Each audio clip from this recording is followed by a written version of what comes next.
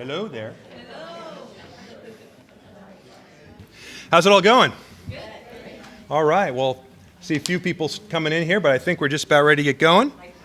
Are you all ready to go back to the future? We're going to take you back 60 years in 4 days, plus a little more in some spots, and then take you back up to the front. So my name is Jim Newland. Hello, everybody. I know it's good to see a lot of you. A lot of friendly faces, a lot of people we haven't seen. It's nice to see you all in person, as well as some people who I know who I've had only Zoom relationships. What is my other planning commissioner, Lauren? We've only seen each other till this moment on Zoom. So this is good that the planning commission for a year together. Anyway, so it's really great to have everybody here. And just to give you a little background, my name is Jim Newland. As I said, I am currently the honored to be the president of the Mesa Historical Society. I'm also a professional historian and work for California State Parks Department. It's been over 25 years now, doing historic preservation and planning projects across the state. So a wonderful opportunity. I see a lot of Aztec gear out there. I'm also a San Diego State grad, receiving my master's in public history. And yes, I will be getting in the car at about 3 o'clock to drive up to LA tonight, because we got to do it. We got to do it. 25th ranked Aztecs, right? So anyway, all those good things going on. And of course, it's always great to be able to connect ourselves. And even though I've been very privileged at state parks to do all kinds of fascinating, important projects, the Crystal Cove Cottages is one of my projects up in Orange County. I've restored the Pio Pico Adobe. I've done amazing, wonderful projects. But the local history is something that's always sort of stuck with me. And we've been living here and around La Mesa since I moved down here from the Bay Area in 1985. And went to San Diego State, thought I'll be headed right back to the Bay Area, and haven't left since. So here we are, right? So always great to do that. I want to do a couple little housekeeping things first. If you want to find out more about the Historical Society, we have some materials over there on the table. You can also check our website, lamesahistory.com. You can follow us on Facebook.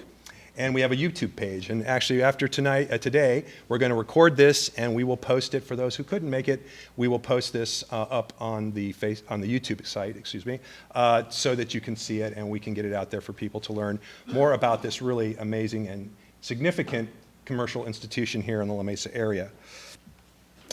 First off, then, I also want to thank Rosemary back there with Federal Realty here at the mall for setting us up, and she was able to get our good friends at Hooley's to provide some refreshments over there. So make sure you take a drop before you go. All right, so that'll be great. So that we got that, thanks to all that. Also want to recognize Mr. Stephen Churchill over here as our board member. Wave everybody, Stephen. Right, yes. Stephen put together this wonderful exhibition of some of our opening day and exciting photographs of the history of Grossmont Center. I want to thank him for that. And we also want to thank our friends at Giant Photo, Michael Callejo at Giant Photo, who helped produce these marvelous images for us so that you could all share and see them here. So we want to thank them as well. And of course, talking about the sort of community institution that we're talking about here, we need to note that this has been a community institution, and one of the younger, but still, compared to the history of the mall, but still very active groups is the Mall Walkers. And so if you know, it is 35 years for the Mall Walkers. This fine gentleman right here can tell you more if you want to learn about mall walking. It's not an Olympic sport yet, but they're working on it. Anyway, 35 years here at Grossmont Center, the Mall Walkers. All right, so if we're ready, I guess we'll get this going. I got a couple slides to show you, just like 100 or so. Anyway, so for you guys, some of you have seen my talks. That's a short talk, so we'll be out of here by 5. Don't worry.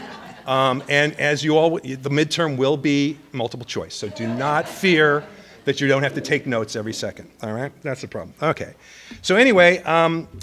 Let's just talk about that 60 years and 4 days ago, right? On Thursday, October 5th, 1961, a reported 50,000 people, far more than the city of La Mesa's population, which had just swelled to 30,000 by 1960, came to civilly converge on the newest and largest retail shopping center yet built in rapidly growing post-World War II San Diego County.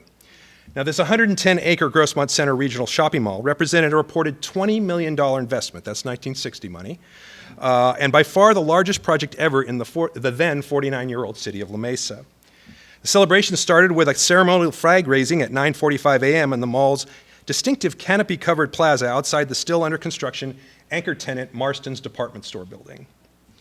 The day featured a diverse program of local dignitaries, businessmen, politicians, the lovely Miss La Mesa, Miss Tina Rama, Geraldine Miller, picture right over there, and her crew, as well as some professional football players from the brand newly relocated San Diego Chargers AFL football team, and celebrities such as a noted teenage television star and the actress Playboy model June Wilkinson. So we got the whole diversity thing going there at that time to make sure they covered everybody's bases, right? The day included opening of the first 18 stores in the mall, including some that some of you might recall: Anita's Frock Shop, Gallenkamp Shoes, Buddy's Barber Shop, the H.S. Crest Company, which I believe this space was part of that originally. Long's Drugs, Montgomery Ward's was the secondary anchor to the mall, a couple other shoe shops, and Woolworths. It would be a month later, on November 6th, 1961, that the second grand opening, featuring that crown jewel of the mall, the Marston's department store, and at 11 additional stores, was celebrated. That opening featured a dedication to the long-standing San Diego-based retail family, the Marstons, and it was their second branch store to open as they started to make the move into the suburbs. And it featured the Orange Tree Dining Room, which was a complement to downtown's extremely popular Japanese tea room. And I'm not sure if gloves were required, but I think they might have been to get in. So anyway, very important, significant piece there. Now, for exponentially growing post-World War II La Mesa and the surrounding greater La Mesa area, which included Grossmont, Mount Helix, Fletcher Hills, and the adjacent San Diego neighborhoods of the College area, Del Cerro, and San Carlos, the opening of their own brand new modern regional shopping mall reflected the area's arrival as more than just a place to live, but as a complete mid-century suburban community. In many ways, Grossmont Center's opening represented the maturing of La Mesa as an independent and economically self-sufficient city. And over the last 60 years, this Grossmont Center has grown, adapted, and reacted to the changing retail landscape. Many stores, shops, and restaurants have come and gone. But that's a look back now and see what we can recall in these few slides that we have. And just so you know, a lot of this material comes from the Donnell Company, who, as I'll talk about, was the managers of this site for about 50 years. And upon their leaving and fulfilling their contract about 8 years ago, they donated all of their marketing scrapbooks as well as about 5 other boxes of materials that we have now at the archives that allowed us to, and I'm just sampling a little bit here for you to see some of the fun stuff. So that opening day, as I mentioned, was quite a show and really drew to the map what was really sort of that sort of penultimate point to which La Mesa sort of arrives in the Grossmont area. And as I said, it's 60 years of legacy and lots of different things and images and all kinds of fun pieces to this story that I'm going to sort of tap on. And one of the things about this story, as I continued to dig into it, and I did write an article 10 years ago when we helped out with the 50th anniversary of the mall, was just how unrecognized the commercial and architectural legacy of this shopping center is. Even though there's not a whole lot left from the 1961 Welton Beckett design visually, it still is a landmark in many ways of architectural and urban design. So in that way, I'm going to try to bring a little more to that and talk a little bit as we roll through here. So what are we talking about? A regional mall. Well, the regional mall was an evolution in retail architecture and design that moves from the old style city, right? The old city downtown. That's where the department stores. And if you were someone who lived and didn't work down there, you would then travel downtown, right? Because that's where all the main shopping was. And this was where your major anchor department store would be, and then all the support stores would be surrounded in what we called taxpayer blocks, similar to the development of the small downtown La Mesa area, right? What's a taxpayer block? Well, basically what that means is you may own the individual property or store, right? But it's the municipality that provides all the infrastructure, the sidewalks, right? The lighting, the parking spaces. And that's an interesting challenge. Now, for us in Southern California, who see most of our major growth after the age of the automobile, right? Very horizontal landscape we have here in Southern California, right? Spread out because people could get into those newfangled things that were proliferating all over in the 20s and 30s, the automobile, right? And so you begin to see this issue. But then, of course, that brought up the issue for a lot of older neighborhoods is that they weren't designed, if they were especially built in the 1800s, for automobiles. And parking became a huge issue for downtown retail districts. Where do you park? And if you had enough means as a large store, maybe you could buy up some property downtown, or the municipality had to turn to this really interesting innovation created in 1931 in the very cutting edge city of Oklahoma City, Oklahoma, which was a parking meter. Ah, yes. How do you control parking and make some revenue to take care of that infrastructure, right? And those have quickly spread, and I think San Diego got theirs in 35 or 36. So parking meters, right? So all those issues. So in the meantime, of course, then the evolution out is the recognition that there are going to be suburbs, right? People are now moving away from the downtown, and it was too far, even in automobiles, to want to always drive all the way into downtown. So the need to create, sort of as Culver Center lays out, the idea of a shopping center where you still have the stores, and if you look at that design, the stores are still abutting the front of the street, but they had enough knowledge if there's a large store to put some parking behind, maybe, right? But it still was pretty much the same design. The stores fronted, you either walked down a linear on the street, right, and you went into the storefronts. And you were dealing with all of the noise and the dirt and the grime and other things that downtowns, as they age in the 50s, for example, you see the difference between the 20s and the 50s for San Diego as it grew age, you begin to see these downtowns also sort of wearing down a little bit, right? And that would lead to the evolution, which we call the shopping mall, and there's a picture of Grossmont. And architectural historian Richard Longstreth, who's probably the eminent architectural historian on commercial architecture in the US, noted that the regional center was really this bastion of middle-class ingenuity, respectability, and order. And it was touted as the cure for those purportedly ailing conditions and antiquated arrangements of those downtown commercial cores, right? Who wants to go downtown where you're dodging things and noise and cars and traffic and streetcar or whatever it is, right? But we wanted something to help. Shoppers were looking for an antidote to that. And as I said, in the meantime, you're also beginning to see, as population centers expanded out for Los Angeles, the first sort of place that we got big enough to take on like anchor stores from the Broadway or Buffum's or those was out in Hollywood, right?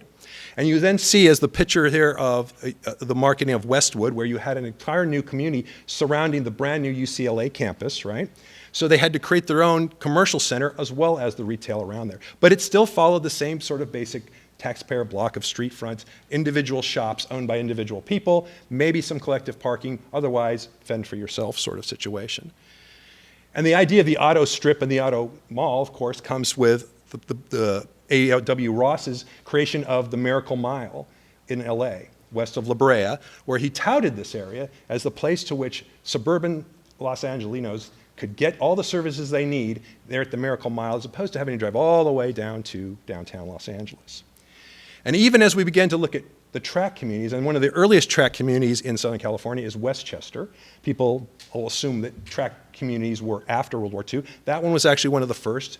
Developer Fritz Burns created. It's now roughly just north of where LAX is in Los Angeles, where they had to create an entire community, build all the houses up front, all that kind of thing. So the tract actually predated World War II. But they had, as you can see, still the same sort of design, linear street, all the stores on the front there. And of course, that would then lead those areas to get branch stores. So the recognition of these successful department stores that the market was actually out farther away now. And that to get out there, they needed to get out to serve those folks. And such as Bullock's Wilshire, which is near on the Miracle Mile, or the May Company Wilshire, which is also on the Miracle Mile, and you might know today it's a museum there on Wilshire. Or even farther south into the hinterlands of new development south of Wilshire in Los Angeles, the Crenshaw district, where Broadway and May Company went in to create a shopping mall. Similar design again. Street fronts, right? You can see the stores are right abutting the street, all the parking to the back. So what's going to affect the change for this? There's a couple of different anecdotes that sort of make the change from going from that sort of standard shopping retail district. The first was the development of these fun little places called the shopping courts, right? Where you actually are, where the design in the case of Carthay Center in Beverly Hills was to get people out of their cars and into an interior space where you didn't have to worry about that, right? Where you parked on the outside, you went inside, and the storefronts faced into a court, into an area to which then you didn't have to worry about automobiles and noise and all the other things, right? And you could also create some experience, such as at the Crossroads of the World little shopping court in Hollywood, where using all the revival styles, they would create little different distinctive buildings in all the different revival styles, so you felt like you went back someplace different. You were having an experience, not just going there to shop, but you actually were being drawn to go to the place because of the facade. Sort of the same thing with the farmer's market. Farmers Market's still there, if you know, it's out at that Third Flower show, right? There next to the big Grove shopping mall, right? And it's still there, and it was a place you could go in and lots of different booths, and you had that sort of experience. So these things, as well as historic districts that were sort of the traditional shopping core, like in Elvira Street, which was developed as a tourist attraction in the 30s, sort of had set this up, right? A different kind of experience than the typical in and out. You're having some experience added to your retail, drawing you to come check out the stores. Now, for planning and all that, it also sort of evolved as well. So you begin to see now the cutting-edge architects and planners looking at ways to sort of make that happen. In the late 30s, there's the Greenbelt, literally the Greenbelt Shopping Center in Maryland. You see set in a very much a rural sort of garden-like setting, right? The idea of drawing people to have this pleasant, calm, not frantic downtown experience, but to be able to leisurely and pleasantly go shopping, right? And even in the wartime, when lots of architects were having to work in war housing and other things, you see the Saarinen's development of the shopping mall next to the big Willow Run, which had been an auto plant and then became a war plant during the war. To deal with all the war housing, they needed a shopping area, so because people didn't have the cars or the gas to go travel all over during the war, so you needed a place where they could come safely go in and experience that experience there like that, right? So, and actually one of the most significant of these projects was right here in San Diego, at the Linda Vista War Housing development. The shopping center that was designed by two LA architects who had come down, like many architects, to do war work here because there wasn't a lot of private work going on with restrictions of materials and stuff. And so they came down to put in a shopping center, knowing that these war dependents, whether they were working in, their spouses were off at the war, or they were working in the airplane factories, whether, once again, limited vehicles, gasoline, you needed a place to get to that you could walk to from the housing area and had a pleasant park-like experience. And as these photos show, in fact, there was a greenway right in the middle, right? And this shopping center was sort of cutting edge sort of piece. And as the architect Whitney Smith mentioned, grass, trees, and benches invite relaxation and play. And instead of garish storefronts and a raucous discord of signs, there's order and peace, such as an early village green, right? An architectural forum made the comment that here at Linda Vista is the full dress presentation of the idea of planting grass on Main Street. Right? So this whole concept is going to change in what people, and then you're going to see then the market respond to this, right? And of course, other significant designers, the great planner Clarence Stein and his Baldwin Hills Village project, which is held up in Los Angeles as where they did this for residential. And if you look at the lower, so to see there, the idea of the apartments all turned into a green space common. This was a cutting edge design for residential. And if you look at his design on the left, off the far left there, for his shopping center to go with that, what's in the middle of the shopping center? Park. A park, right? So you're seeing these kind of things coming out of the design, similar to Los Angeles architect Victor Gruen, who right after the war was trying to make some, shall we say, extensive sort of reaches in design, including circular shopping centers and such. And of course, none of those projects actually got built because they were a little too out there, and they also were missing something I'll mention in a second, and that's the right developer to do it. And so, but shortly after he connected and had his first projects, not in LA, of course we all assumed Southern California was the leader, but actually most of the initial shopping malls in the States weren't actually in Southern California. Right? They were actually in other places. And some of Gruen's first projects include the Harper Woods in Michigan, which is next to 8 Mile for all you M&M fans, the Northland Center, and the Southdale Center in Minneapolis. So, right? So this is where sort of cutting edge architects are getting their shot in the early 50s. And the first malls that are sort of held out to that include actually the Shopping World in Massachusetts and the mentioned Eastland Plaza there in Michigan. For the West Coast, the very sort of pioneering regional mall is actually at Northgate in Seattle, which opened it and completed in 1950. And I highlight John Graham and Company's name because you're going to hear him again in our story. John Graham got quite a bit of kudos for this project. And he, as well as the first Southern California mall to be created the same year in Lakewood, had a couple of key elements that sort of allow these projects to move forward. Right? Now, anybody know Lakewood? I mean, Lakewood is one of those completely developed post-war tract communities. Designed by the Biltmore and Aetna Construction Company, were the developers, they built 17,000 homes in 3 years, okay? Right? Pre-built them. These are tract homes. This is not, you can pick your model out on the street, but it's already there, right? And so they went looking for, they needed therefore to have a major shopping center. This ends up being one of the largest ever built in the state, 154-acre project with 100 tenants and 12,000 parking spaces, right? So within 3 years, Lakewood's going to go from just being some fields into 70,000 person community. And designed by Albert C. Martin and Associates of Los Angeles. I highlight them again because you will hear them again when we get down to San Diego about their role in some of all of this, right? And the key development change here was just that. What was realized by both the designers as well as the retailers was that to make a shopping center and a shopping mall work, you needed basically one management owner. Okay?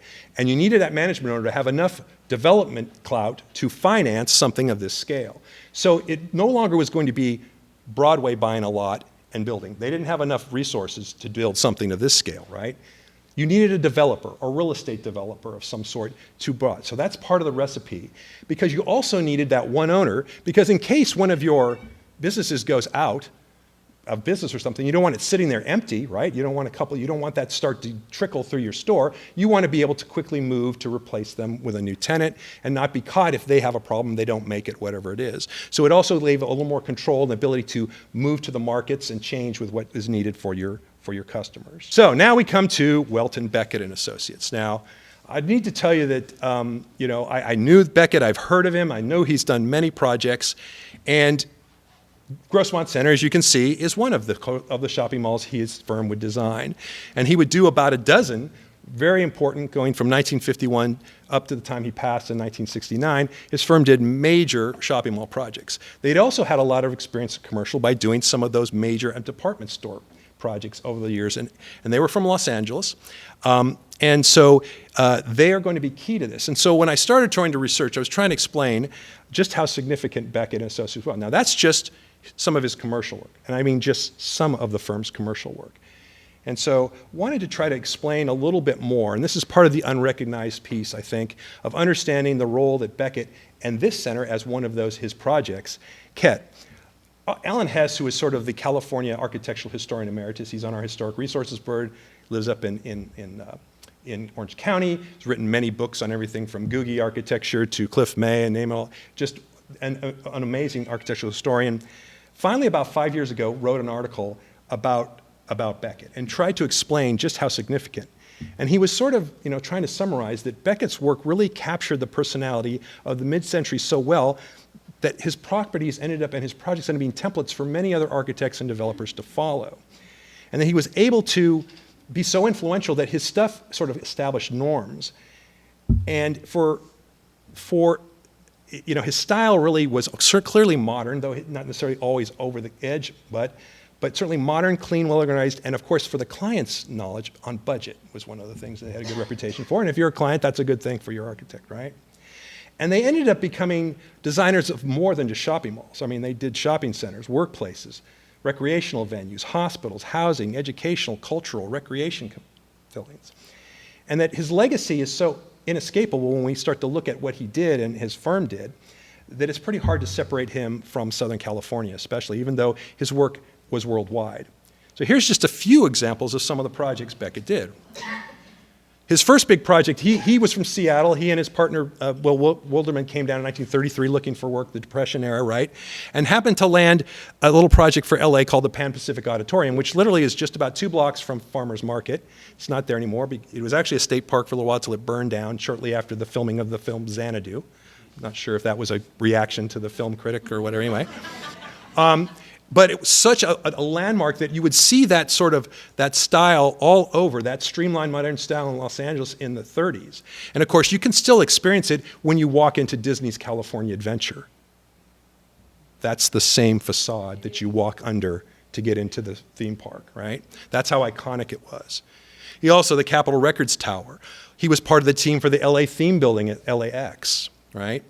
The Downtown Civic Center, in Los Angeles, that's where the police station is, and the LA Music Center, which you may have heard of. There's a couple of features to that, the Amundsen Theater and the Dorothy Chandler Pavilion, all Beckett, okay? So that's what we're talking about, right? And that's just tapping a small piece of what the firm did. In the 50s, they were the largest firm in the country. They had over 500 architects. The projects you can see, and I'm just doing a quick list, were all over the world. Hotels, he happened to connect up with a guy named Baron Hilton. He did Hilton's for Iraq, Havana, name it, right? His commercial buildings all over the place. New York, LA.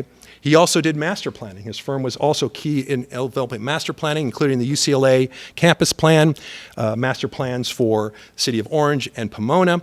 And that little picture underneath the master plans is a little project he did after doing the UCLA master plan, which was called Poly Pavilion. All right. Speaking, oh, there's a Bruin over there. Okay. So then we have resorts and recreation. He also did the Santa Monica Civic, the LA Sports Arena, the original Dallas Stadium, right? And the first Cinerama Dome in Los Angeles in 1963. And by the way, during the war, when he was looking work, he came down along with Werdeman, his partner, and they did about half of the housing projects, war housing projects in San Diego. So he was familiar with San Diego as well. Now that's just to give you sort of a breadth of this, right, of how significant. And he also had a friend who lived in the Holmby Hills neighborhood of LA with him by the name of Walt Disney. And so a couple other things you may recognize, right, is he was actually, and his firm was one of the key players in the master plan for Disney World. He designed 4 hotels. The only one that ended up getting built was the Contemporary. It's still there. And he passed away right about the time that they were coming together and they changed their plan. But he's probably most well known for working with Disney on some projects that Walt organized with both Ford, GM, and General Electric at the 1964 World's Fair. The Wonder Rotunda, which was this round that you went in at the Ford building, you then got into the Skyway, which is literally a Ford car on a track. You would get into the car, it would take you through time from the primordial era to the future. Sounds familiar. Where have we seen this, right? Okay. And in fact, that primordial stuff, if you do take the train at Disneyland today and come between Tomorrowland and the front gate, you'll still see those dioramas. That's the last piece of the Skyway. It was moved from New York to the park a couple years after the fair, right? So a real good connection. In fact, the story goes that Walt had approached his neighbor, Welton, to get some advice when he was working on the designs for Disneyland, because he had hired the extremely competent firm of Pereira and Luckman, who, by the way, designed that little hospital right over here, Grossmont Hospital for us, and was concerned that they weren't quite getting it. And supposedly, Welton told him, well, you've got all these great designers. Why don't you just design it yourself? You don't need an architect. And that sort of locked him in to then hiring him later to be his architect. Smart guy, Welton there. Anyway. And of course, there's a La Mesa connection to all that, right? Right, because there was a Ford dealer who went to the fair named Elmer Drew. And when he came back from the fair, he talked to local architect, designer Jim Hurley and said, you think we could do something like that for my new showroom at our new property out here near the freeway? And as they moved from downtown out toward the freeway, Drew Ford, they ended up bringing out, and of course for 48 years, we had the icon that is the Drew Ford Rotunda, later known as the Roundhouse of Values. So the connections of Beckett aren't just this mall, but also in other ways. So let's get to La Mesa. What's going on in La Mesa at this period, right? So let's talk about exponential suburban growth, right? Population of La Mesa, 1940, 4,000 roughly, right? By 50, it's up to 11,000.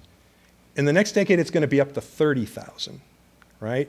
It's going to grab another 10,000 in each of the next 2 decades, and then it's pretty much built out here for the last 40 years, though there's some projects that are going to help things move a little bit here soon. But anyway, just to give you an idea, so this is what's going on. With the development of what's now Interstate 8, which was old US 80, the Alvarado Freeway expansion, you begin to see all these areas in East San Diego and the old Waring Ranch, which turns into San Carlos and Del Cerro and all, begin to be developed. Just like Fletcher Hills, El Cajon is also going to see massive growth in this period as well, right? So you've got the people. And as this article notes, in 1956 alone, the county was expecting 20,000 houses to be planned and permitted. Alone, 20,000 in 1 year. Pretty big stuff for this area. And for La Mesa, this was a huge, and as I mentioned, from the 50s to 60s, we triple our population. And that is because we also annexed this area north of Alvarado Canyon that we all now know as North City. And the suburban tracts such as Lake Murray Manor and Lake Murray Village and the Heights and the Town and Country Heights, and of course San Carlos in the bottom there at the lake shore, right, are all going to start to be developed and really put this population who has a need beyond the 4 or 5 block downtown of La Mesa to get their commercial services they need, right? In the meantime, we're also seeing a big move in housing. It's not just tract housing. We're also seeing the growth in Helix and other places of custom homes and custom tracts here in La Mesa, such as Severn Hills just to the east of us, or East Ridge right above Helix, the brand new Helix High School back then, right? And these areas that we're then shooting also for, we'll say, not just the working class tract housing folks, but also the professional folks to come out and live and experience the wonderful life here in La Mesa. And modern architecture, La Mesa becomes a landscape for this stuff as we're growing in this period of the mid-century. Everything from churches, such as our local architect Bob Delorier's church there in Santee, the Civic Center, our schools, there's Parkway Junior, right?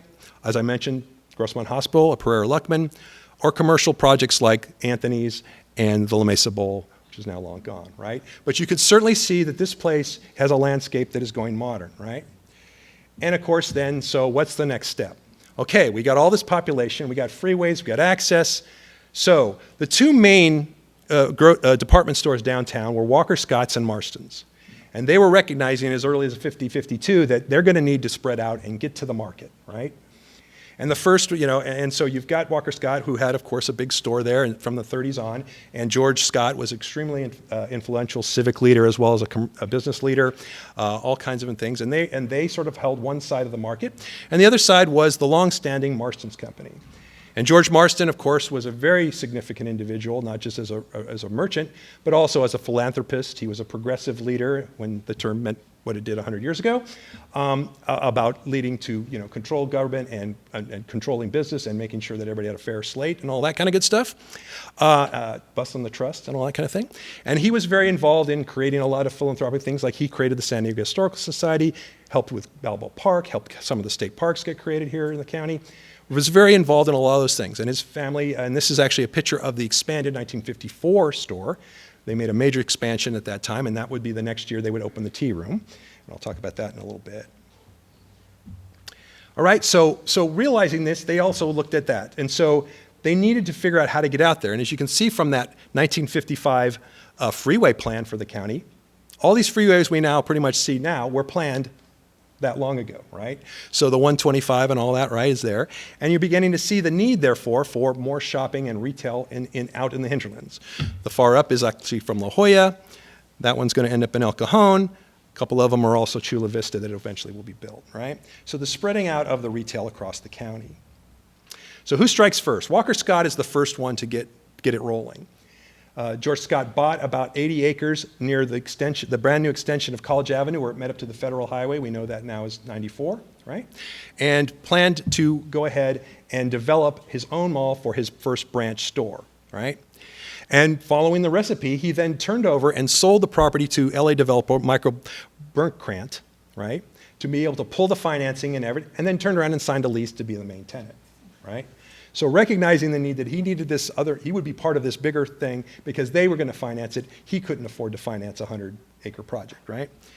And so their ground breaks in 1958. And who's the designer of the mall? Seattle's John Graham, right? So the guy who made that first cutting-edge mall up in Seattle, he ends up designing the College Grove. They open in 1960, and as you see, the future's here, right? Excitement, the college area, and it feeds, and it was placed there specifically not only to get the growing college area, but growing Lemon Grove and southeast and eastern San Diego as well would be able to use it from accessing from 94, right? So that's sort of the first one to get. So they are the first to make it to there. So Marston's needs to respond, right? So they, thinking about this very distinctly in 1956, decide they need to hire somebody who knows something about it. They hire Welton Beckett and Associates to do a study. Where should we put this? Where should we put branch stores? But not just branch stores, where is a spot to also put a mall for our branch stores? The 2-volume report assessed all the economic conditions, the population and retail trends that are going on, and came up with the most promising site was a 100-acre parcel near La Mesa in the longstanding ownership of the Levi Cushman family of San Diego. And as you can see by the star, that's where they said that's the spot to put the mall. Now they also said you should have branches in Chula Vista and a couple other Escondido and stuff, but they thought, but that's the place to put them all. And so there's the property, right? And this property had been in the family of the Adolph Levi since the 1890s. They hadn't really done much with it. He was a merchant and developer downtown, had done fairly well. And so they had about 125, 135 acres out here. And just a few years before this, in 1952, the brand new Grossmont Hospital district purchased 35 acres from this property to build Grossmont Hospital. So they still had 100 acres left. It was actually unincorporated property at the time. But in the meantime, the city property came right up to it. In fact, the Jackson Drive extension was completed in 1956 to get people to those new, in the city, from Jackson Drive extended from the old Boulevard track where all the presidents' names are down there on La Mesa Boulevard, right? Extend that name all the way up into those new subdivisions around Lake Murray Village and Lake Murray Manor, and eventually on through into San Diego, into the San Carlos area, right? Jackson Drive continues on. So that infrastructure was there, but otherwise it was pretty much an undeveloped, unincorporated piece of property. So after that report, it works out that Marston sits down with the family who's then at that time sort of overseeing that, the Cushman family. Elliot Cushman was the son-in-law of Edith Levi, and it just happened that his mother-in-law had decided to put the property in trust of their two teenage sons, Stephen and Larry Cushman. Nice grandma. Thank you, grandma. Thank you very much. That's always good to have good grandparents, isn't it? Whew. Thank you so very much. So at the announcement, of course, that Marston's has found their spot, and the press release goes out, and the quote from Hamilton there, over a period of 2 years, we studied this, right? And this Grossmont area is the right site. It's going to be enjoying great growth. And then, of course, even more important, the banker's comment is that Grossmont Center will bring the La Mesa, Fletcher Hills, El Cajon, and Grossmont areas not only the finest of shopping facilities for this growing population, but it will enhance the values of all this territory that it serves. So everybody was seeing, here's the chance. What you got to do? You got to make sure you can get hold of this property, right? So what are they going to do? So, of course, they go looking for a developer. And the developer is named Roy Drockman. Now, I think in business school, they talk a lot about networking, right? They talk about if you're in business, you got to make your network, okay? So Beckett does the study. Oh, by the way, one of the projects he's working on at the same time is a shopping mall in Phoenix with Roy Drockman and Del Webb. And so here announced that, guess what? Drockman is hired as the developer, and he says, yeah, well, I'm going to hire Beckett to design it and Webb to build it. Good connections, right? But this is a powerhouse team, not just because of Beckett. Del Webb in the mid-50s is one of the largest and most prominent and well-known development companies in the country. A California native, he had moved to Arizona and turned a semi-pro baseball career into a monstrous development project as Phoenix went from next to nothing into a post-war era, right? And so you've got all that going, right? And they are announced to be the team. They were just finishing, in fact, the Christown project would open in 1958. So they had the team ready, and here was a new shot. And so they came right out and began the development. Now, there's one little thing. I mentioned that the property wasn't actually in any city. It wasn't in La Mesa. It wasn't in El Cajon. It wasn't San. It was unincorporated. And so, of course, what's interesting is after they announced, La Mesa sorts of, at first, was sort of, oh, great, yeah, well, yeah, think about doing that. We should probably annex it. You know, could be some benefit there financially, right? In the meantime, remember, San Diego had just incorporated all that. That's the area that's now San Carlos, which is just a little to the north there, right?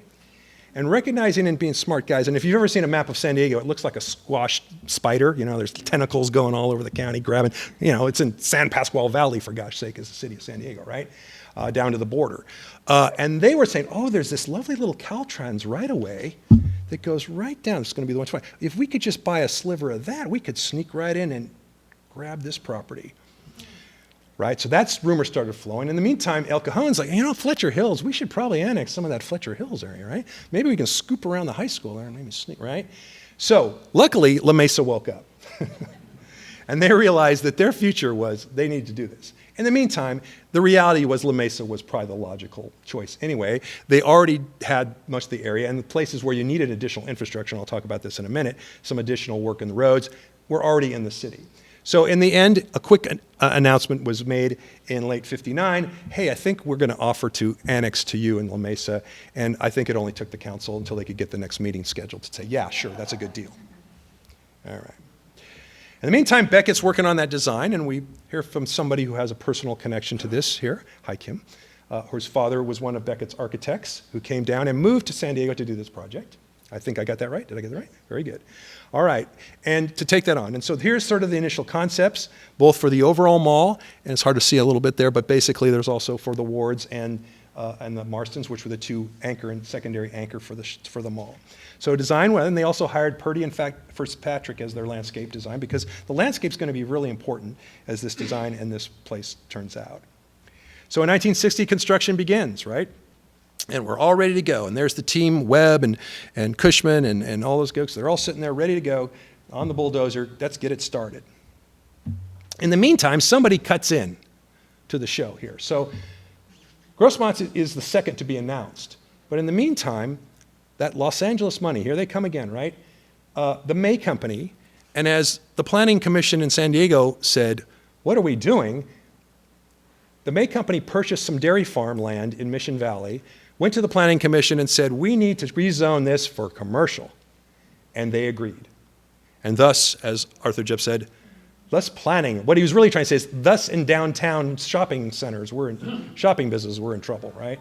Because, and that's going to be the first step of taking Mission Valley from an agricultural area to what it is today, which is a fully, pretty much suburbanized area, right?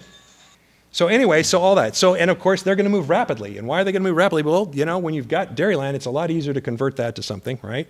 You just quickly grade it down, you put it up. And who did they bring in? Of course, May Company's top architect in malls, Albert C. Martin Associates, though they also used the office of Frank Hope to support that. And they're actually going to beat Grossmont to the opening, even though they announce about a year later to actually open. They're going to beat them by about 6 months. And of course, there it is. It's just marvelous. Mission Valley Center, right? Now, why one of the reasons that they were able to jump ahead was the site. So now let's take a look. And so here's a shot in mid-60 of them moving along with the shopping center, right there. It's going there. But it took them about 9 months more than they anticipated in the construction schedule. And I've done enough construction management to know that's a big delay for a project, even a project of this scale. And it's going to hurt them. And the reason that the delay is because any of you know, you might have this on your own lots here in La Mesa, there's a lot of rock here in La Mesa and not a whole lot of soil, right? And so even though things were moving up and they're going to pick up and ramp up to try to get things built here, they had a little problem in that they had to move 1.4 million cubic tons of material, yards of material. And so that took them, they missed the calculation. And that, of course, affected their schedule. And anything by construction scope, schedule, budget, not good for you. And so it ended up delaying the project significantly. And here's a picture. So that flattening out of that site. In the meantime, the city also had to hustle up because they had promised to build that bridge that would connect the new Grossmont Center Drive down to Fletcher Hills and the wonderful suburban area that they needed to get to in the North City, right? And today we drive over that and there's a trolley station, all kinds of stuff under there now, but they had to hustle. They opened that on October 3rd, 1961. Made it by 2 days of the opening of the mall. So a lot of things going on. And there's that shot again, ramped up to get going.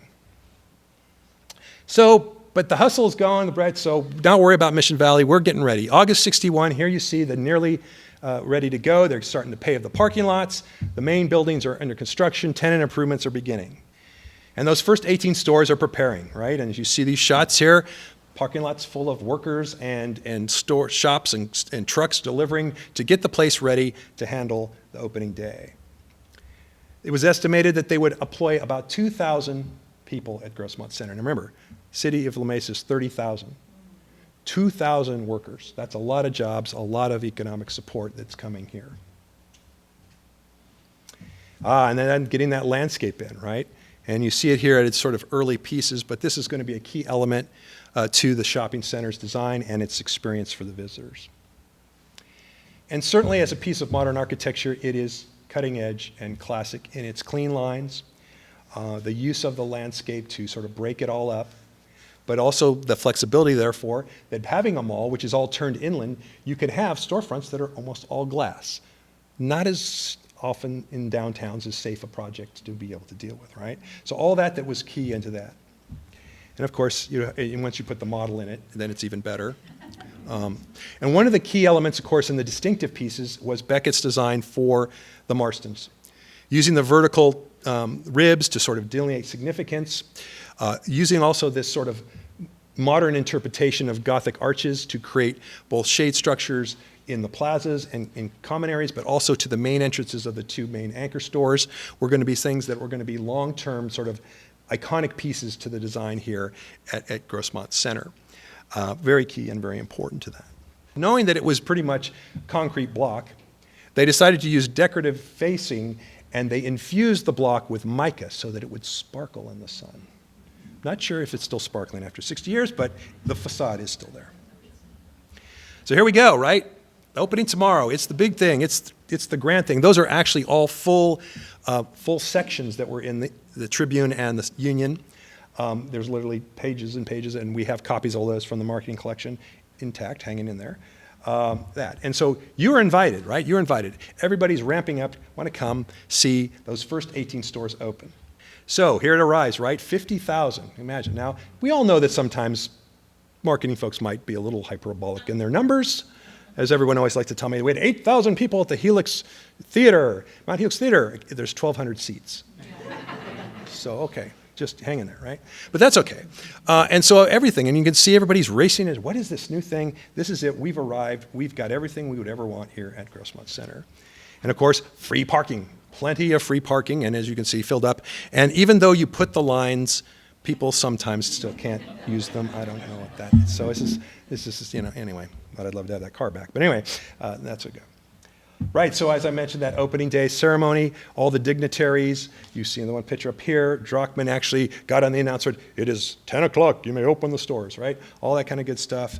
Everybody's celebrating, and of course, lovely Miss Tina Rama and her court are there as well to do the celebration. So this is the initial sort of kickoff, and thinking of kickoffs, I'll get into that in a minute. And yes, I do know which one is Geraldine. I don't know which one is Jan, Jacqueline, and Ginger, but they're in there somewhere. Unfortunately, the newspaper article didn't line them up to the people. But I do know that the second one there is Geraldine Miller, who was not only Miss Tina Rama, but also Miss La Mesa in 1961.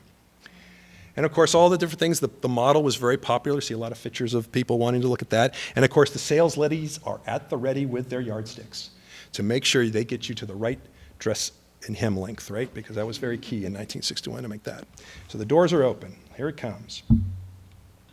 Over at Ward's, who was the actual big store to open that day, was a little celebration, and there's Geraldine helping the regional manager literally kick off a signed Charger football into the crowd, of which lucky Lakeside resident Myrtle Cooper catches it and receives tickets for those brand new San Diego Chargers to go with it, so she could go see them win the division that year and lose again to the Oilers, but we won't get into that. All right. So, just wonderful, and as you can see, lots of stores. Jessup's opened. Cress, which I said has had at this point much of this space over here, opened that day, as well as Anita's and a few other the key stores, right? There was also some celebrities that came by. And as I mentioned, I'll talk a little bit later about the teen heartthrob. That's not this person. This is June Wilkinson, British actress and model, who is coming to help open the men's store, Harris and Frank. I could go into a lot of her career, but I won't, because this is a nice mixed audience of good folks. She had a very interesting career. She was known as the British Jane Mansfield. Okay, that helps you maybe a little bit. Yeah, she did have a daughter, but not one that turned into an Emmy Award-winning actress like Jane. You all know Mariska Hargitay is Jane Mansfield's daughter. Mickey Hargitay married the bodybuilding guy. Anyway, so all those, I'll give you that pop culture trivia so you can have that in there, right? And of course, as it noted then supposedly they're all queuing up because they had two options at the Harris and Frank opening. They could meet lovely June Wilkinson, or they could get a free dictionary.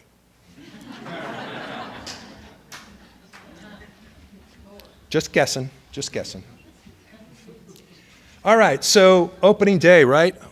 It's happening. People are arriving, they're mulling in, they're trying to see what is this place, what's going on, what can I do, what can I get here, right?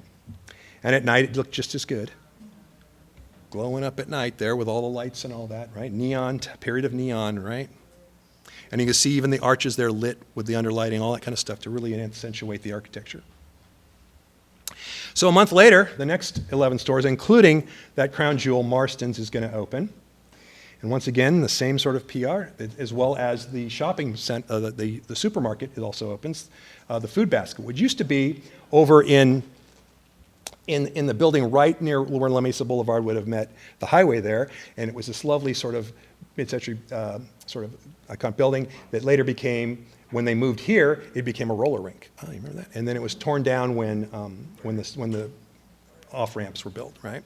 The Aqua Arena or whatever it was called, right? Yeah, so anyway. So the food basket moves over here because a key part they were finding in almost all shopping malls was that you needed a supermarket, right? You wanted that one-stop shopping opportunity for somebody who didn't feel they had to go drive 5 different places. They could come, even if they had to move around the parking lot a little bit, they could get to what they needed, and those would often be the draws on the app. And when I was growing up in San Jose, I worked at the Lucky Store that was at the Eastridge Mall, right? Outside, same thing, right? So it arrives, right? Here they are, and the dignitaries have come. And part of this was not only to celebrate, the fact of the opening, but also to celebrate a little bit of Marston's significance as an institution, a commercial institution. There are the bands and the dancers and all that kind of stuff, the orchestra and all those things that are there. And they actually unveiled a plaque dedicated to George Marston and the company. Trying to figure out what happened to that plaque. Hopefully it's somewhere. That was all taken down in the 1990 remodel, but hopefully somebody has it somewhere. And of course, Marston's joining the Grossmont family was a key element and really the drawing force that added sort of a set of panache and sort of class, shall we say. Now, Walker Scott's had class too, but Marston's was the class, right? This is the place. And of course, this is actually a copy of the initial brochure that I folded all out there so you could see, top notch. And of course, those arches are there in the design, right, of recognition to the significance of their shop. Now, a couple things that people all like to remember about is, in 1955, Marston's had opened their Japanese tea room in their downtown store, and it was high-class stuff. And here at the Marston's, here they opened the Orange Tree Restaurant, which is on the 2nd floor. And you had options, and of course they had all kinds of fun things like special kid menus and menus that were coloring books and all these things. And I don't know how many times I hear somebody say, oh yeah, my grandmother took me to one of the tea rooms. And I had to get all dressed up, and it had to be all, the boys in collar, tie, jacket, the whole thing, right? And the ladies, I'm not sure, we're trying to figure out, I don't know if you know if you had to have gloves, but I know you had to have a hat, usually, and I believe dress and heels and all those kind of important things to make sure you were appropriately, right? No gloves, no service, whatever, some kind of thing, right? So, but it certainly was an attraction upon itself, again, to come down and visit the store. So how does the community sort of respond? Well, certainly from the design community, there's a grand response. The San Diego Magazine there, Grossmont, this is how you build a shopping center. They got it figured out. They know what they're doing. They received grand kudos. Purdy and Fitzpatrick actually won some ASLA awards for their landscape design, as well as, there's the little article about, we've set it with diamonds. Well, it's mica in the walls of this concrete block, but that's okay. The diamonds, close enough, right? But so certainly recognition that this was something that was cutting edge and really had some great design. And as of course, it would then affect the sort of impression and the sort of character to which people looked at La Mesa and the greater La Mesa area, right? Grossmont is on its way, right? This comes right up. This is the set. They've got all the pieces now to become the suburban community. So all those things, and of course, early results seem to be pleasing. So let's get to it. What kind of things happened at this mall, right? Marketing folks didn't stop. They went right away. And within a few weeks, they had an auto show right here and there. And there you see the cars all parked. Another place, some cars we might want to get our hands on today at the show, right, at the mall. And of course, first Christmas. Retailers and Christmas, right? The first Christmas. And of course, Santa had his spot there, and you can see the decorations. They were ready because, of course, opening before Christmas season, good move for your tenants, right? To make sure they have that opportunity. In that first year, you also began to see the use of this more common space for different things. Of course, you had new stores come in. About 15 stores would open in '62, including the Highlanders Men's Shop, which was here for many, many years.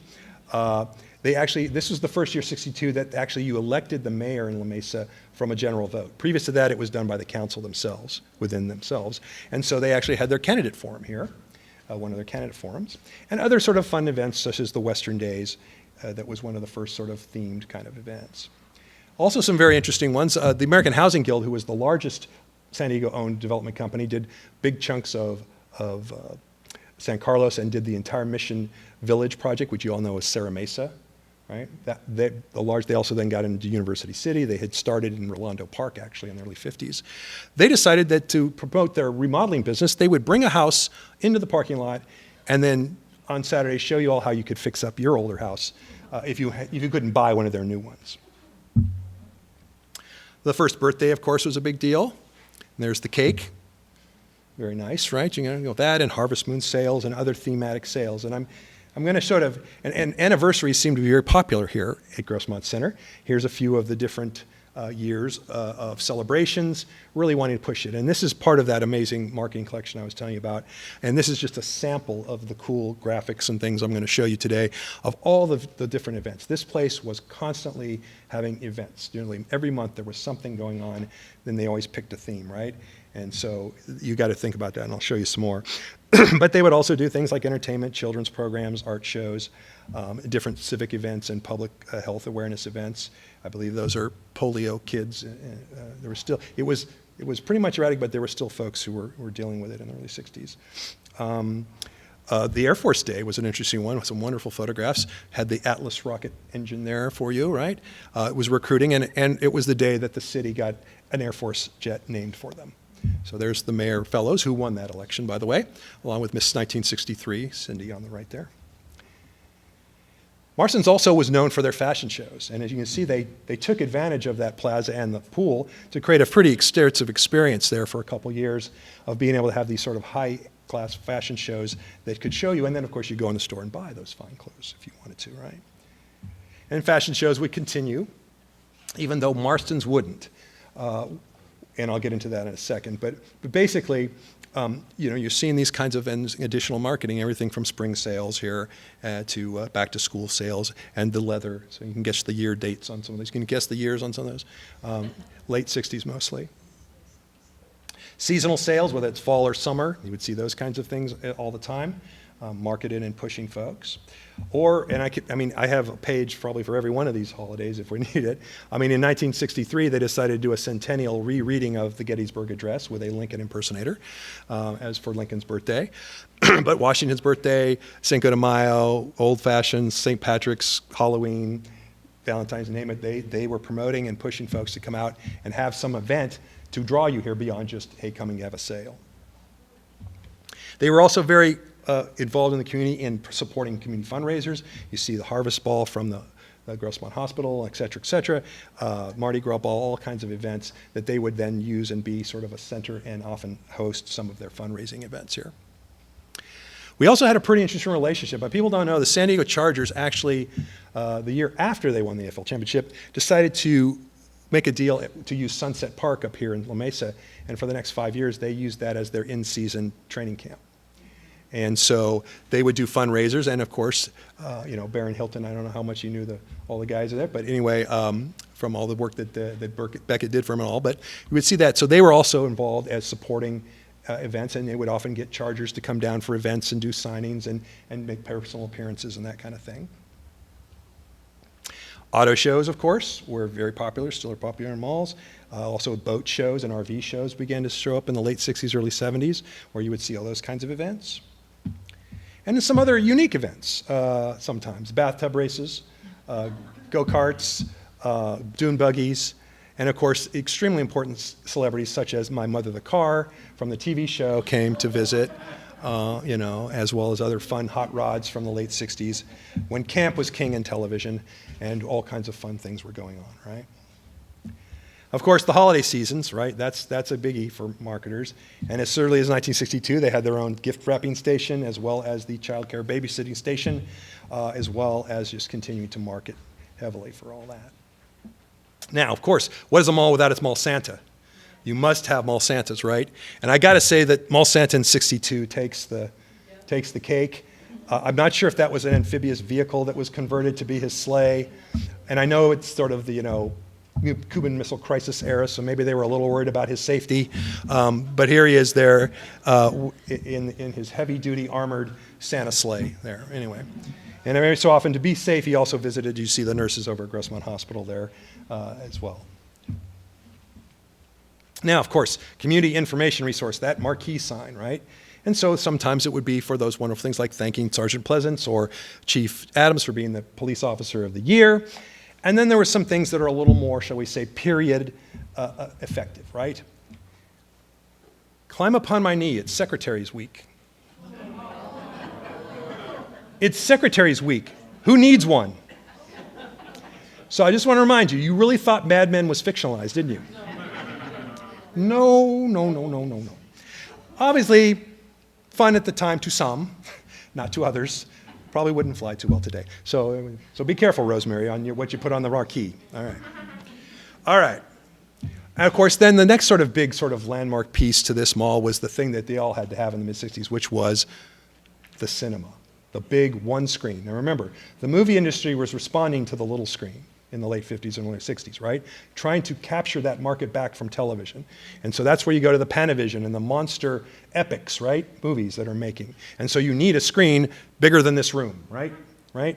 And so Grossmont needed one of those too, right? And so they moved forward there, and you've got some starlets as long as Miss La Mesa there in 1963 when they broke ground for the Cinema Grossmont, right? And of course, the very first one of the cinemas was down in Mission Valley, and you see that on the far right, and was actually the last one to survive, I think. And in June 29th of 1965, in fact, the Cinema Grossmont opened to the gala, and there's starlet Barbara Boucher, who was also one of the cast of the first film to be shown there, which was the World War II epic In Harm's Way, starring John Wayne, Kirk Douglas, Patricia Neal, and a star-studded cast of, as all those wonderful World War II 60s films were full of, right? Henry Fonda, name it. You know. All right, so by 65, there is the lovely Cinerama there. We, of course, you may recall its days after the multiplexes come in, it moved into something that was good guys for a while, and of course it's been a fitness center for quite a while since then. But the bones are still there. Now, there's a little bit to this story, and this was actually relayed in one of the things in the Marking Collection is a wonderful little video of the announcement of the big 1990 remodel. And in that, Joe Steffen, who had been the longtime manager of the property, talks about how he became the manager of the property. In reality, as this opened, there was a slump in San Diego. There was a small recession starting in 1961. Not a good timing. A couple of the aircraft companies left, and there was grave concern. And so San Diego actually went to a little bit of a recession. Del Webb was overextended on some other projects, not just this one that he went upside down on the construction, but a few others. And he approached Steffen to buy him out. And Joe did that and then made a deal with the Cushmans as the property owners on a 50-year management agreement to manage it with his company, the Donnell Company, of which his daughter Denise and Michelle, that's where the name Donnell Company comes, and his daughter Denise helped him as well, and after he retired in the 70s, she continued on. And they were the folks who ran this up until about 8 or 9 years ago. They were the management firm that did that. And so we had a different, but in the end, it probably turned out pretty well because Joe, and in this 1990 interview, he talks about that he kept a focus. He didn't go out and do a lot of other projects. He stayed on this project. And a key thing he thought was that they needed to be engaged with the community. And you just saw all those ads and promotions to be involved in the community. And I think anybody who worked with those folks really felt that they did have a local consideration, that they really wanted to make this place go, and they wanted to make sure it was part of the fabric of the community. And so I think we really benefited from that. And so that's why you see the wonderful things, at great quality of the 60s. So here's some 60s stuff, California Living. It's Grossmont Center, right? And they even got Seussed. They had an ad there, and I read it says, "Groovy Goes Singing, Grossmont Center and a Go-Go," right? So they got Seussed back in the 66. So they got their own ad. We were able to get some rights from Seuss to use that. So good stuff. And they did recover and do well as the 60s came on, adding stores and including restaurants. As you might see the Caesars there, which I think is where Red Lobster is now, and some other restaurants that came in, and really pushing to continue. And as it notes, La Mesa, this was the economic engine. What that report in that article says basically, even though El Cajon had raced past us because they had more flat land to develop in population and all, that La Mesa was by far leading in sales tax and revenue because of this mall, even though they had passed us in population. So it really shows that this regional shopping center was a key to the economic health of La Mesa. But of course, as we know, only good things last so long. Competition shows. And so really for those first 8 years, people looked at Grossmont Center as sort of the high-end shopping mall in the county. They got some competition in 1969 when developer Ron Hahn decided to take out the old minor league baseball park now that the new San Diego Stadium had been built and put in Fashion Valley Mall that pushed at that high end, right? In the meantime, just to the east of us, Sears was going to expand from their single shopping center store, and in 1972 would open the rest of the Mall Parkway Plaza. So competition was coming. At the same time, the center was doing well and continuing to move forward. So the 70s, Serendipity Center was the new theme. Serendipity, right? The occurrence of events by chance in a happy or beneficial way. I'm sure that's what you all felt every time you came here. Pure serendipity. So that was the goal, at least. So anyway, and you can see the fashions begin to change a little, but otherwise still pretty much the same place. And Grossmont is really the place for people on the go, right? And there's family fun, and there's family fashions, and new stores such as the Grossmont Bank, and marketing to other events. And just in case you know the family fun there, anybody ever been to Balboa Park to the Marie Hitchcock Puppet Theater? Little kids? That's Marie Hitchcock. She did some shows here at Grossmont in the early 70s. So the 70s really rolling with the changes, right? Preparing to address it. Stores go out, go in. The Pajase Bonito was when they split up the bigger crest space here into a lot of different units. Of course, anniversaries, and it's still green space. It's like shopping in a park, Grossmont Center. We also begin to see, as the population changes, the marketing changes. In 1976, I find the first ads that put out into the Voice and Viewpoint newspaper, which was the African-American newspaper here in San Diego County. The first time we see their models reflecting those communities to make sure that they were known to be welcome to come and shop here. So by the 70s, there's your Suburban, and there's at the center of it all, right, is Grossmont Center. So you can see that, the commercial development all around here. We had a pretty special visitor as well in October of 1976. And the end of the campaign there, President Ford stopped by. And where did he go? Right in front of the Broadway store. And I'll get to that story. Right? It's time to talk about it. So not only did Gerald Ford come, and now we have our presidential visit. Probably could dig in there. It's possible that Nixon and Reagan had been here, but I don't know if they were here when they were president. They may have swung by, but still some research going on that. But certainly as acting president, I believe Ford's the only one that's ever been here.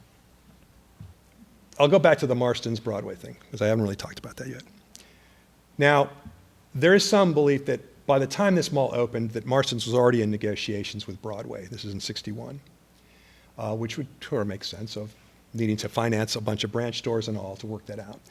And so the deal reportedly that was made was that they could keep the name for at least 2 years. And so in '61, '62, '63, it was Marston's. And in '64, you see it hyphenated as Marston's Broadway, and then from then on, it becomes Broadway.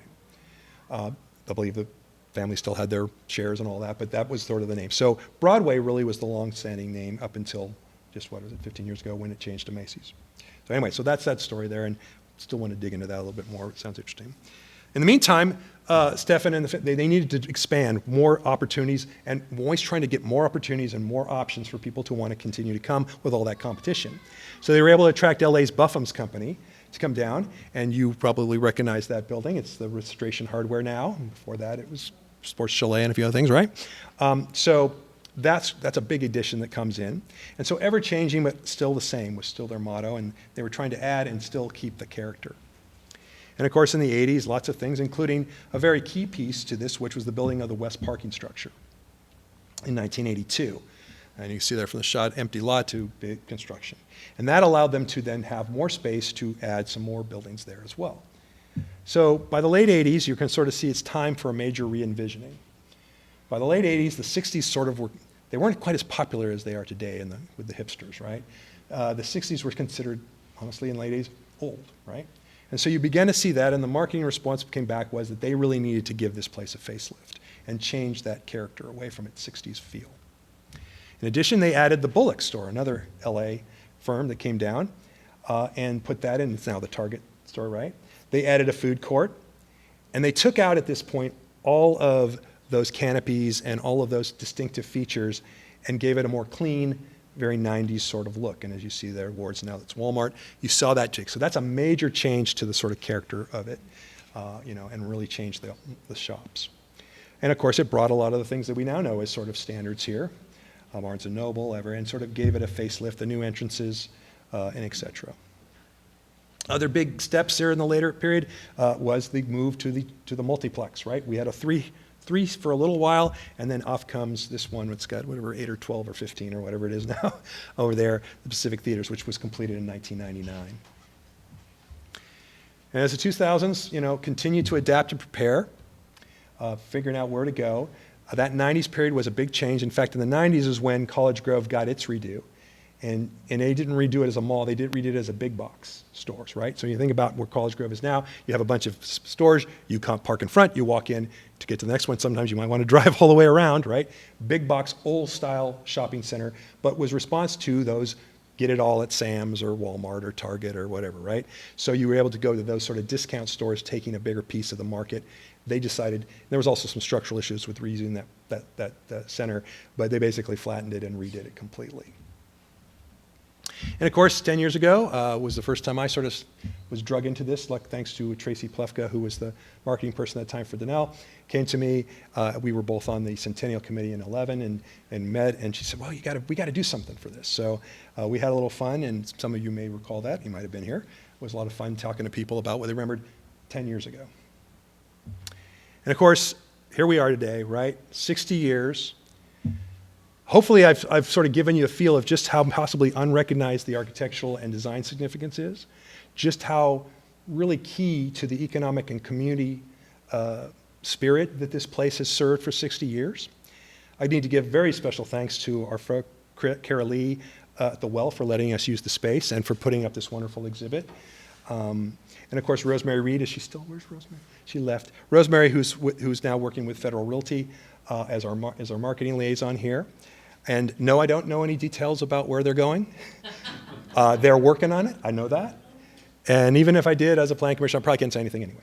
But anyway, so very hopeful though, a lot of possibilities here that we can hopefully see some additional improvements and things that will take us for another 60 years as a catalyst for our city. So that's the end of my talk.